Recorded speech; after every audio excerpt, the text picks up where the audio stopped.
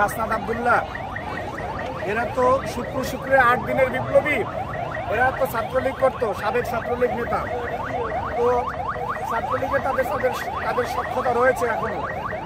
তারা এই হাসনাত আব্দুল্লাহ সে বাংলাদেশের গর্বের সেনাবাহিনী, যেই সেনাবাহিনী জুলাই অভ্যুত্থানের সাধারণ মানুষের বুকে গুলি চালাবে না বলেই প্রতিজ্ঞাবদ্ধ ছিল, এবং তাদের সেই স্ট্যান্ডের কারণে বাংলাদেশের সকল শ্রেণী পেশার মানুষ রাস্তায় নামতে সাহস পেয়েছিল।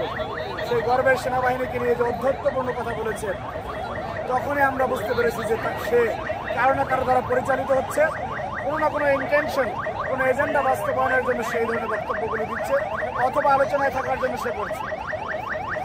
এখন সে যে বলছে যে আওয়ামী লীগের টাকা নিয়ে বিএনপি চলে, এটা হাস্যকর কথা। কারণ তুমি হাসনাত আব্দুল্লাহ কোনোদিনও রিমান্ডে যাও নাই। তুমি হাসনাত আব্দুল্লাহ, তোমার নামে জুলাই অভ্যুত্থানের আগে কোনোদিনও কোনো মামলা ছিল না। 15.5 বছর আমাদের লক্ষ লক্ষ নেতাকর্মী নির্মম নিপীড়নের শিকার হয়েছে।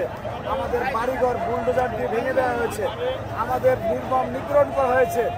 সেই ধরনের একটি দল আমাদের সর্বোচ্চ নেত্রীকে দীর্ঘ কারাবাসে থাকা লেগেছে। তারা আওয়ামী লীগের সাথে আঘাত করবে, এটা মূর্খ, এইটা অজ্ঞ, পাগলও বিশ্বাস করে না। সুতরাং হাসনাত আব্দুল্লাহ, তোমরা যে 5ই আগস্ট পরবর্তী সময়ে যে লুটপাট করছো, তোমরা টাকার বিনিময়ে বসুন্ধরা ভূমিদস্যুদেরকে, তোমরা টাকার বিনিময়ে বিভিন্ন বড় বড় কোম্পানিকে, তোমরা টাকার বিনিময়ে আওয়ামী ফ্যাসিজমের সবচেয়ে বড় স্টেক হোল্ডারদেরকে যে তোমরা আশ্রয় প্রশ্রয় দিচ্ছ, সেইটাকে ঢাকার জন্য এই ধরনের বক্তব্য হাসনাত আব্দুল্লাহ দিয়েছে। এবং হাসনাত আব্দুল্লাহদের এই যে ভাওতাবাজি, এই হঠকারিতা, এই সম্পর্কে বাংলাদেশের মানুষ এখন স্পষ্টভাবেই ওয়াকিবহাল। তারা জানে যে এরা কাদের সাথে সম্পর্ক রাখছে, কাদের সম্পদে, কাদের টাকায়, কাদের পরামর্শে এই ধরনের বক্তব্য দিচ্ছে। সুতরাং তাদের কথায় বাংলাদেশে আর কোনো কিছু হবে বলে আমরা বিশ্বাস করি না, তাদের কথায় হচ্ছেও না। যেটা একটু আগে আমি বললাম যে তারা বিভিন্ন কর্মসূচিতে ডাক দিলে সখানেক লোক হয় না। সুতরাং তারা কথায় কথায় যে বলে যে বাংলাদেশের সাধারণ শিক্ষার্থীদের এই সেই, তারা বাংলাদেশের মানুষের স্টেক হোল্ডার না, সাধারণ শিক্ষার্থীদের স্টেক হোল্ডার না। তারা গুটি কয়েক ধান্দাবাজ, তদবিরবাজ তাদের প্রতিনিধিত্ব করে।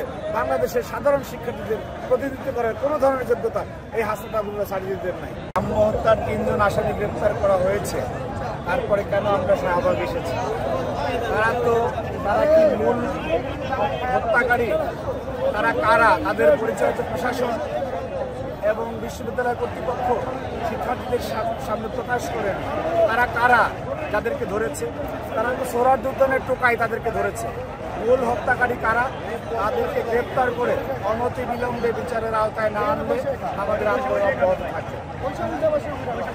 এবং জুলাইয়ের একজন সম্মুখ সারির যোদ্ধা, তার নিজ ক্যাম্পাসে সে হত্যাকাণ্ডের শিকার হয়েছে, সে ঢাকা বিশ্ববিদ্যালয়ের ছাত্র। সেই বিষয়ে যদি বিশ্ববিদ্যালয় প্রশাসনের বোধোদয় না হয়, মমত্ববোধ না থাকে যে তার সন্তানের জন্য তারা সোচ্চার হবে, সেটা জাতির জন্য দুর্ভাগ্যের।